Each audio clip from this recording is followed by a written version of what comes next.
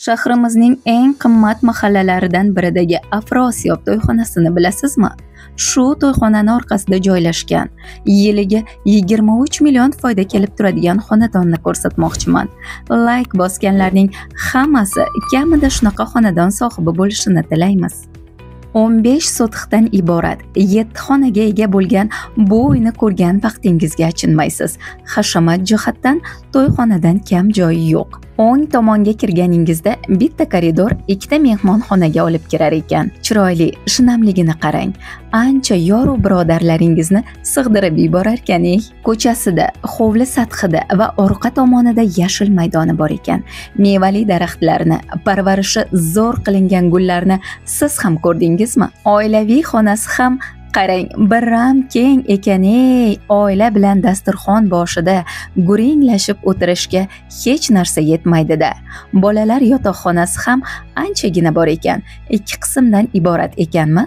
Dars qilib, o'z ustida shug'ullanishga sharoitlar ham bor ekan. Gaz, svet, suv, kanalizatsiyadan muammo yo'q. Uy jihozlaridan tashqari hammasi qoladi. 6 ta konditsioner o'rnatib qo'yishgan ekan. Ular ham sizga o'tadi. Ikkita katta oilani bemalol o'ziga sig'diradi. Keyinchalik bolalaringiz ajralib ketishini xohlamasangiz yoki aka-uka yonma-yon yashaymiz desangiz, shu yerni olib qo'yganingiz yaxshimikin deb o'ylab qoldim. Xonadonga internet antennasi o'rnatilgan. Yiliga 22-23 million ijaradan daromad kelib turadi. Mazza-yu narxi $235,000 aytildi. Ekrandagi nomerlar orqali yanada kelishib olishingiz mumkin. Manzilni eslatib o'taman. Farg'ona shahri, Sadvin savxoz, Mohlaroyim ko'chasi 74-uy.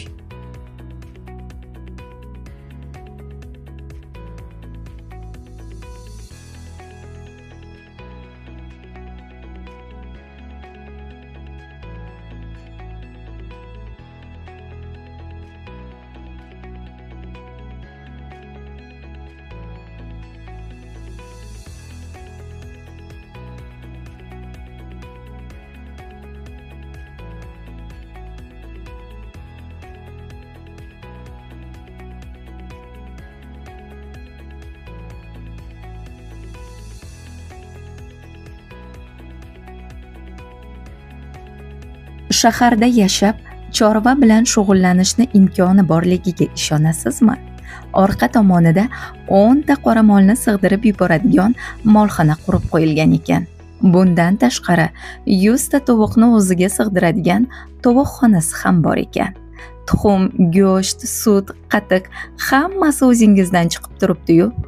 Obzorni qayta ko'rib chiqqaningizni ham bilaman. Yaqinlarga jo'natib, ularga ham ilinib qo'yish esdan chiqmasin.